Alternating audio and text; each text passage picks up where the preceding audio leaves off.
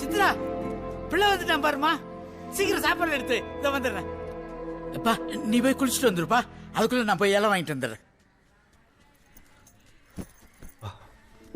என்னப்பா? இருக்கிறதுல நான் உன்னதான்ப்பா ரொம்ப கஷ்டப்படுத்திருக்கேன். நியாயமா பார்த்தா நீதான் பையன் மேல ரொம்ப கோவப்படணும். பையனை திட்டு காட்டி என்ன வேணா பண்ணுப்பா, ஆனா தயவு செஞ்சு உள்ளுக்குள்ளேயே வச்சு கஷ்டப்படாதப்பா.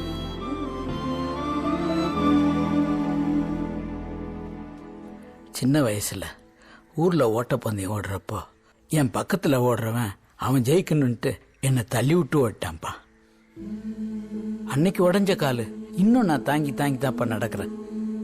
ஆனா அதே தப்ப என் பிள்ளை பண்ணலன்னு நினைக்கும் போது எனக்கு ரொம்ப சந்தோஷமா இருக்குப்பா.